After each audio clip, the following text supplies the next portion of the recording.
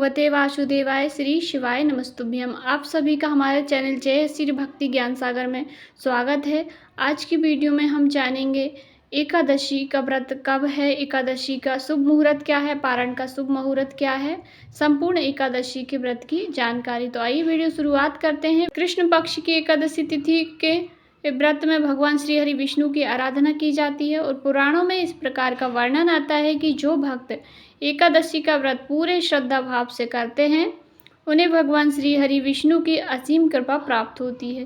सभी प्रकार की कामनाएं पूर्ण होती है, हर प्रकार के भौतिक सुखों की कामना भी पूर्ण होती है और फिर मनोपरांत वैकुंठ लोक की प्राप्ति भी होती है। इसलिए शास्त्रों में इस व्रत को व्रत का राजा कहा गया है, यानी व्रतों का सबसे बड़ा राजा।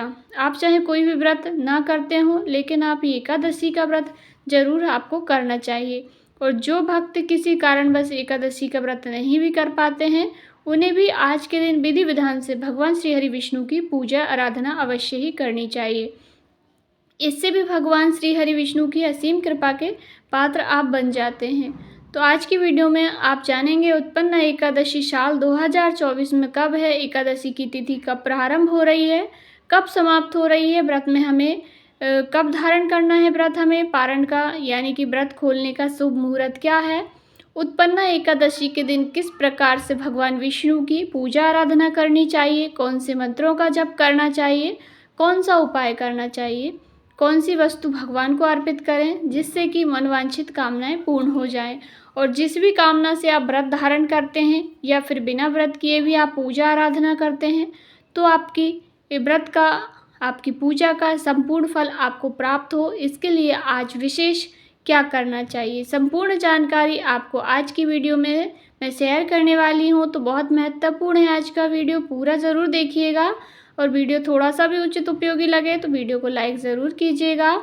शास्त्रों में इस प्रकार का वर्णन आता है कि उत्पन्न एकादशी व्रत करने से अश्वमेध यज्ञ का फल प्राप्त हो जाता है और जो भक्त इस व्रत को धारण करता है एकादशी के एक दिन पहले दशमी तिथि के दिन से ही नियम प्रारंभ हो जाते हैं। मतलब संयम नियम का पालन करना होता है। दशमी तिथि से के दिन से ही एक समय भोजन करना और रात्रि में बिना आहार के भोजन के रहना। दशमी तिथि की रात्रि में अन्न और नमक दोनों का ही त्याग किया जाता है।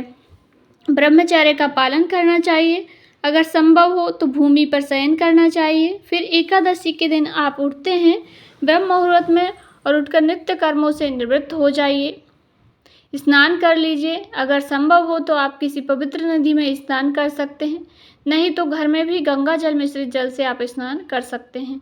इसके बाद आप भगवान सूर्य देव को जल दीजिए। फिर घर के मंदिर में विधि विधान से भगवान श्री हरि विष्णु की पूजा कीजिए। भगवान श्री हरि विष्णु के सामने शुद्ध घी का दीपक जलाकर अपने व्रत का, अपनी पूजा का संकल्प ले लीजिए। इसके बाद भगवान श्री हरि विष्णु का अभिषेक करना चाहिए पंचामृत से या फिर शुद्ध जल से, और जल से धूप दीप चंदन फूलों से भगवान श्री हरि विष्णु की विधि विधान से पूजन करने के बाद ओम नमो भगवते वासुदेवाय नमः, ओम नमो नारायणाय, इस प्रकार से मंत्रों का जप करना चाहिए। उत्पन्न एकादशी के दिन भगवान श्री हरि विष्णु की कृपा प्राप्ति के लिए भगवद गीता का पाठ जरूर से ही करना चाहिए। इससे समस्त प्रकार के पापों से मुक्ति मिल जाती है और भगवान श्री हरि विष्णु की असीम कृपा भी प्राप्त होती है। दिन भर आपको व्रत धारण करना होता है। शाम के समय फिर से विधि विधान से भगवान श्री हरि विष्णु की पूजा कीजिए, मंत्रों का जप कीजिए। रात्रि में जागरण अवश्य करना चाहिए, क्योंकि शास्त्रों में कहा गया है कि एकादशी की रात्रि में जागरण करके भगवान का ध्यान करने से, भजन करने से, कीर्तन करने से मुक्ति की प्राप्ति हो जाती है, मनवांछित कामनाएं भी पूर्ण हो जाती है, पितरों की भी कृपा मिलती है। इसलिए एकादशी की रात्रि जागरण की रात्रि मानी जाती है। एकादशी व्रत का पारण द्वादशी तिथि में किया जाता है, तो द्वादशी तिथि के दिन ब्रह्म मुहूर्त में उठ जाइए, उठकर नित्य कर्मों से निवृत्त होकर स्नान कर लीजिए। फिर भगवान श्री हरि विष्णु की पूजा करके अपना व्रत, अपनी जो साधना है, जो भी आपके मंत्र इत्यादि हैं, सब कुछ भगवान को समर्पित करके और पूजन पाठ में अगर किसी भी प्रकार की भूल चूक हुई हो तो उसके लिए क्षमा प्रार्थना कर लीजिए।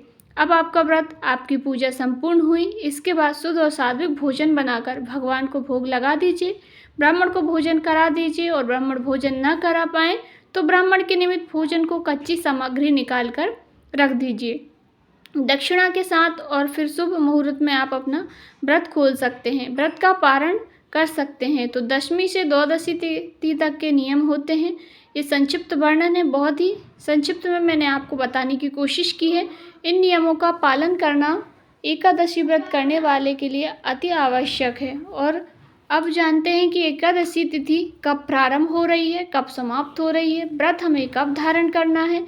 देखिए, मार्गशीर्ष माह की कृष्ण पक्ष की एकादशी तिथि का प्रारंभ हो रहा है 26 नवंबर 2024 को सुबह 1:02 पर और समाप्त हो रही है 27 नवंबर को सुबह 3:04 पर।